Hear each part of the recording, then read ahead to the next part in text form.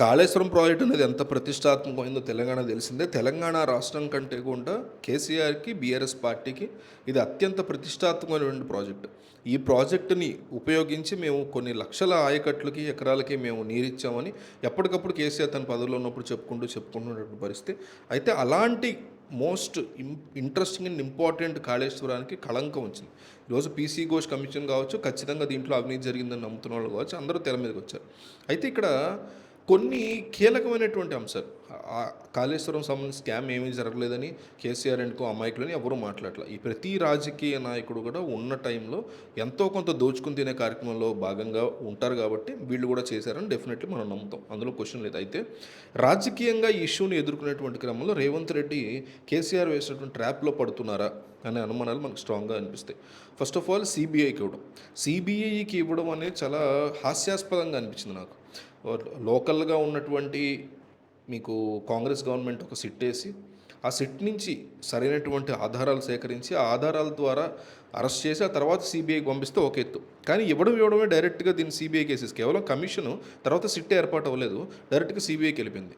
అయితే ఇదే కాంగ్రెస్ పార్టీ, ఇదే రేవంత్ రెడ్డికి గురువుగా ఉన్నటువంటి రాహుల్ గాంధీ ఇదే సిబిఐ గురించి కేంద్ర ప్రభుత్వంలో ఉన్న బీజేపీ చేతిలో ఇది ఒక కీలు బొమ్మ, సిబిఐ అనేవి కానీ, ఈడీ అనేవి కానీ, ఈ కేంద్ర ప్రభుత్వ సంస్థలు, కేంద్ర దర్యాప్తు సంస్థలు అని చాలా బహిరంగంగా మాట్లాడేశారు. అసలు రాహుల్ గాంధీ చెప్పాల్సిన అవసరం లేదు.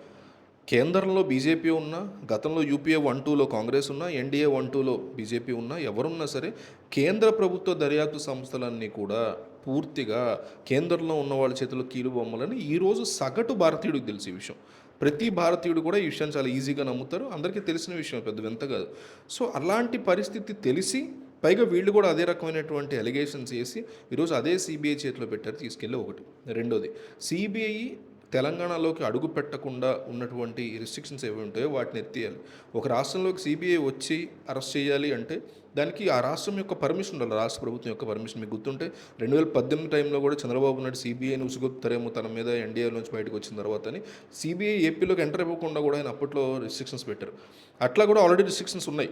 ఈ రిస్ట్రిక్షన్స్ని కూడా కాంగ్రెస్ గవర్నమెంట్ ఎత్తేస్తూ కేవలం కాళేశ్వరానికి సంబంధించిన అంశాల్లో మాత్రమే ఎత్తుతున్నాము అని ప్రకటించి మరొక ఊహించినటువంటి ఒక దెబ్బతినే పరిస్థితి తెలంగాణ ప్రభుత్వం చేసిందని చెప్పొచ్చు. అంటే మిగతా కేసుల్లో మీ వాళ్ళు ఉన్నారా, అందుకే ఎత్తట్లేదా, మీ మీదకి ఏదన్నా వస్తుందని మీరు ఎత్తట్లేదా అనేటువంటి ప్రశ్నలు నేరుగా ప్రజల వైపు నుంచి చాలా చాలా స్ట్రాంగ్గా మారుతున్నాయి. రేవంత్ రెడ్డి ప్రతి అంశాన్ని బయటపెట్టాలని, కాళేశ్వరంలో జరిగినటువంటి అవినీతిని బయటపెట్టాలని, విత్ ప్రూఫ్స్ ప్రజల ముందు పెట్టాలని నేను చాలా స్ట్రాంగ్గా కోరుకుంటా. ఎందుకంటే ఒక ముఖ్యమంత్రి స్థానంలో ఉన్నటువంటి వ్యక్తికి ఆ బాధ్యత ఉంటుంది. రేపు కేసీఆరో లేకపోతే ఇంకొకళ్ళు ఎవరో ముఖ్యమంత్రి అయితే తెలంగాణకి రేవంత్ రెడ్డి ప్రభుత్వంలో ఏదైనా జరిగిందని ఆరోపణలు వస్తే వాటి మీద కూడా నిజాలు తీసుకొచ్చి మన ముందు పెట్టాలి ప్రజల ముందని నేను చాలా స్ట్రాంగ్గా నమ్ముతా. కానీ ఆ నమ్ముతూ ఆ పని వీళ్ళు చేసే క్రమంలో వీళ్ళు వేసే తప్పటడుగులు ఏవైతే ఉంటాయో రాజకీయంగా వీళ్ళకి తమకి తామే చాలా తీవ్రమైన ఇబ్బందికర పరిస్థితులను వాళ్ళే తెచ్చుకుంటున్నారు అనేది కనిపిస్తుంది. అయితే ఈ సిబిఐ విచారణ మీద రకరకాల వాదనలు వినిపిస్తున్నాయి. ప్రస్తుతం సిబిఐ దగ్గర 7,072 పెండింగ్ కేసులు ఉన్నాయి. ఎన్ని? దేశంలో ఉన్న సిబిఐ అతిపెద్ద దర్యాప్తు సంస్థ అయిన దాని మీద 7,072 పెండింగ్ కేసులు ఉంటే వాటిలో 529 అవినీతి కేసులను ఇప్పుడు సిబిఐ ఇంకా దర్యాప్తు చేస్తుంది. నా దగ్గర ఉన్న మ్యాన్ పవర్ సరిపోవట్లేదు మొర్రో అని ఎప్పటి నుంచి చెప్తాను సిబిఐ.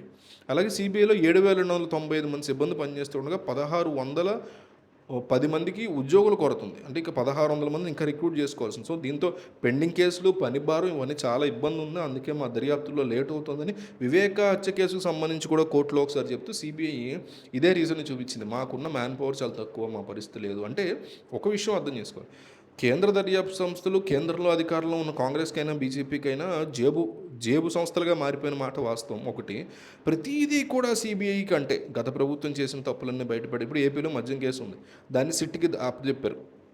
వాళ్ళు కూడా సిబిఐకి అప్పచెప్పాలని రేపొద్దున వీళ్ళ మీద అరెస్ట్ లాంటివి జరిగితే పెద్ద జగన్ లాంటి వాళ్ళని అరెస్ట్ చేస్తే ప్రతిపక్షాలు కూడా డిమాండ్ చేస్తాయి. అంటే ఎంత వీకెస్ట్ సిస్టమ్స్ని రాష్ట్రాల్లో రెడీ చేసి పెట్టుకుంటున్నారు. రాష్ట్రాలు వేసేటువంటి సిట్లని ప్రజలు నమ్మనటువంటి పరిస్థితుల్లోనే కదా తీసుకెళ్ళి కేంద్ర దర్యాప్తు సంస్థలకి ఇమ్మని ప్రజల నుంచి కానీ వాళ్ళలో వాళ్ళే ఆలోచించుకుని లేదులే ఇక్కడ వాళ్ళని పెడితే ఎవరు నమ్మరు, కేంద్రం దర్యాప్తు సంస్థకి అప్పచెప్దాం అప్పుడే నమ్ముతారు మనం వేసిన అలిగేషన్ని అంటారు. అంటే ఎంత అలవోకగా ఎంత ఈజీగా ఎంత తేలికగా అయిపోయిన ఈ రాష్ట్ర దర్యాప్తు సంస్థలు, రాష్ట్రంలో ఉన్నటువంటి పోలీసులనండి, దర్యాప్తు సంస్థలనండి ప్రజలు నమ్మడం ఎంత దారుణంగా మానేశారు అనేది ఒక మచ్చుకు ఉదాహరణ. అది ఆ విషయాన్ని అధికారంలో ఉన్న వాళ్ళే ఒప్పుకుంటున్నారు, ప్రతిపక్షంలో ఉన్న వాళ్ళు ఒప్పుకుంటున్నారు. కేంద్ర దర్యాప్తు సంస్థలు కూడా అదే కోవకి చెందుతూ అదే కోవకు వచ్చేస్తున్నాయి. సో వాటికి మ్యాన్ పవర్ బాగా అవసరమయ్యి వాటికి బర్డెన్ బాగా పెరిగిపోతుంది.